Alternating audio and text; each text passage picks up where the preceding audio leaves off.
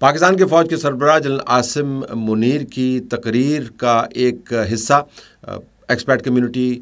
کے کنونشن کے خطاب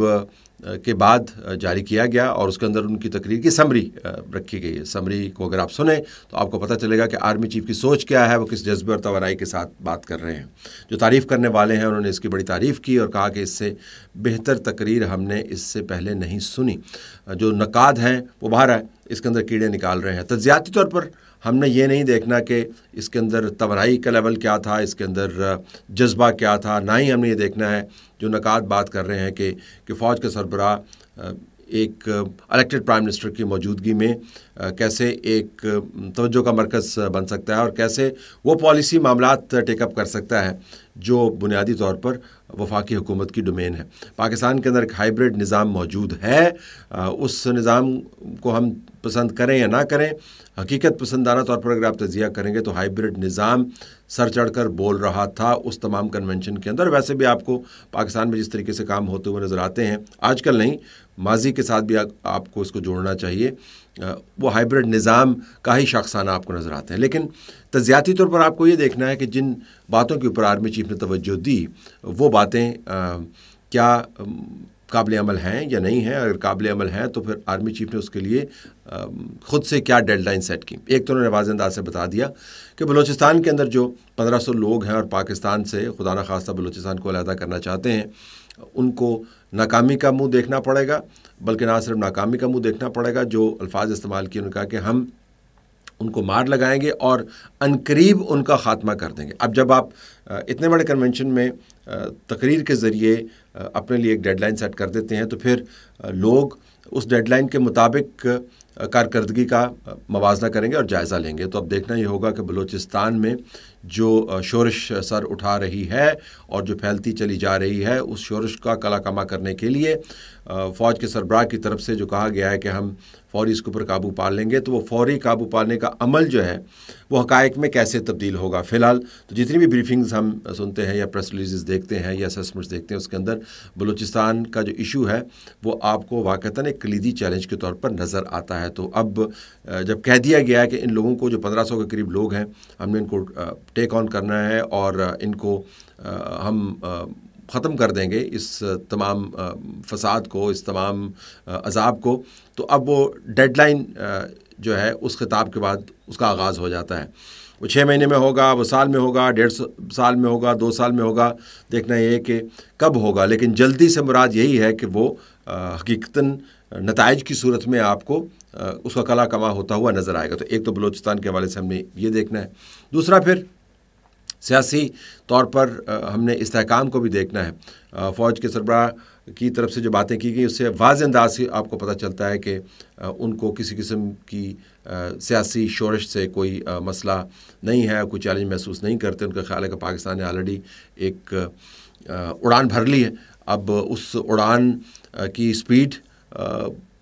کا انتظار ہے اور دیکھنا ہے کہ کتنی جلدی وہ اڑان پاکستان کو اس کو حقیقی منازل کے پاس لے جاتی ہے۔ جب فوجی سربراہ جب یہ بات کرتا ہے تو بنیادی طور پر وہ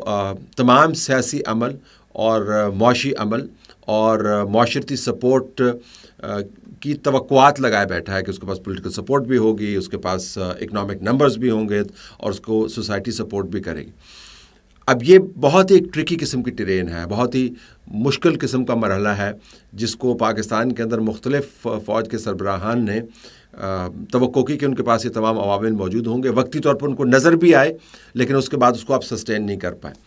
ہم تاریخ سے آپ کو بور نہیں کرنا چاہتے، لیکن چونکہ ایک فوجی سربراہ آپ کو بتا رہا ہے کہ پاکستان نے کیسے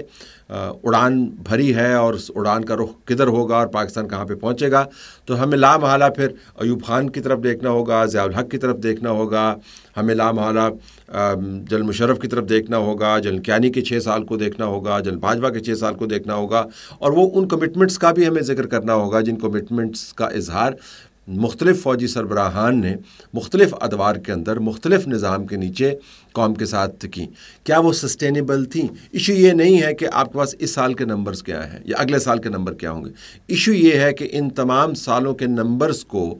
آپ لانگ ٹرم ترقی اور ڈائنامک میں کیسے تبدیل کرتے ہیں۔ یہ وہ معاملہ ہے جس کے اوپر ابھی تک پاکستان کی تمام تاریخ میں فوجی سربراہان کی طرف سے دی گئی کمٹمنٹس کے اوپر کوئی کارآمد آپ کو کارکردگی نظر نہیں آئی۔ وقتی طور پر تو جنرل مشرف کا دور بھی آپ کو بہت اچھا لگا، وقتی طور پر تو جنرل ایوب کے اندر بھی آپ کو یاد ہوگا کہ کس طریقے سے ڈیولپمنٹ کے ڈھول بجائے جاتے تھے اور ڈھول بجے بھی اور ڈیولپمنٹ ہوئی بھی۔ اس کے نتائج کیا نکلے وہ ایک علیحدہ بحث ہے۔ آپ کو جنرل ضیاء الحق کا دور بھی یاد ہوگا، اگر آپ کو یاد نہیں ہے تو آپ نے پڑھا ہوگا، جس کے اندر امریکی ایڈ کے ذریعے پاکستان کی معاشی قوت کا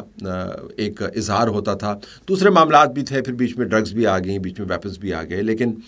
یہ ہوا کہ پاکستان کو معاشی طور پر یا بعض حصوں کو تقویت ملتی ہوئی نظر آئی، لیکن اس کے کانسیکوینسز تھے۔ جنرل کیانی کے دور میں ایک ہائیبرڈ ڈیسیژن میکنگ کا نظام تھا کہ جس کے اندر جو سویلینز ہیں وہ لیڈ کریں گے اور فوج جو ہے وہ انگیج کرے گی۔ 24 کے قریب ایسے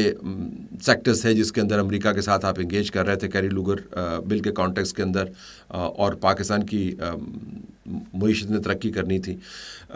دہشت گردی کے معاملے کے اوپر بھی یہ ہوا، اہداف سیٹ کیے گئے اور اس کے بعد ان کو اچیو کیا گیا۔ جنرل کیانی کے دور کے اندر جو اچیومنٹس تھیں وہ آپ کے سامنے ہے، جو آپریشن کیے گئے جنرل باجوہ اور اس سے پہلے جنرل راحیل شریف کے دور میں، لیکن اس کے باوجود آپ نے دیکھا کہ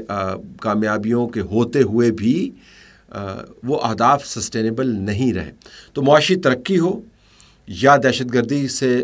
لڑائی ہو اور اس جنگ کے اندر حتمی نتائج ہوں، سسٹین کرنا سب سے بڑا چیلنج ہے۔ اب سسٹین کرنے کے لیے آپ کو خود کو بھی سسٹین کرنا ہوتا ہے۔ تو اگر آپ نے اہداف سیٹ کیے ہیں تو اہداف سیٹ کرنے کے بعد ان اہداف کو منطقی نتیجے تک پہنچانے کے لیے آپ کو طویل المدت پلاننگ کرنی ہوتی ہے، جس سے مراد یہ ہے کہ آرمی چیف کو ایک طویل مدت کے لیے یہ عہدہ رکھنا پڑے گا۔ اس وجہ سے نہیں کہ وہ رکھنا چاہتے ہیں، اس وجہ سے کہ جو اہداف انہوں نے سیٹ کیے ہیں ان کو منطقی طور پر آگے لے جانے کے لیے ان کی پش کی ضرورت ہے۔ تو آپ کہہ سکتے ہیں کہ تو ادارے نے اہداف سیٹ کیے ہیں، اس کے اوپر تاریخ کا ایک سوالیہ نشان ہے۔ اگر آپ جنرل پرویز مشرف کے دور سے لے کے اس دور تک کا جائزہ لیں تو جو دہشت گردی کے خلاف آپریشنز ہیں، ان آپریشنز کے نام بھی ہر آرمی چیف کے آنے کے ساتھ تبدیل ہو جاتے ہیں۔ تو کہنے کا مطلب یہ ہے کہ کوئی ضمانت نہیں ہے کہ اگر کمانڈ کی تبدیلی ہوتی ہے تو یہ تمام اہداف جو سیٹ کیے گئے ہیں وہ اہداف اگلی کمانڈ والے بھی لے کے چلیں گے، اور اگر اگلی کمانڈ والوں نے نہیں آنا اور موجودہ آرمی چیف نے ان اہداف کو لے کے چلنا ہے تو پھر آپ اسی رستے کے اوپر چلتے ہوئے نظر آئیں گے جس رستے کے اوپر پرانے فوجی سربراہان چلے، اور اس کے بعد جو حالات بنے وہ بھی آپ کے سامنے ہیں۔ تو یہ ایک بڑا کرٹیکل ایریا ہے اسپیچ کی، اہداف سیٹ کیے، پاکستان کی لانگ ٹرم پلاننگ کی، لیکن اس سوال کا جواب کسی کے پاس نہیں ہے کہ لانگ ٹرم پلاننگ کو لانگ ٹرم کے اوپر سسٹینیبل بنانے کے لیے جو شخصی اور انسٹیٹیوشنل اور پولیٹیکل سپورٹ چاہیے اس کی ضمانت کیا ہے۔ اس سوال کا جواب تو پھر ظاہر ہے وقت ہی دے گا۔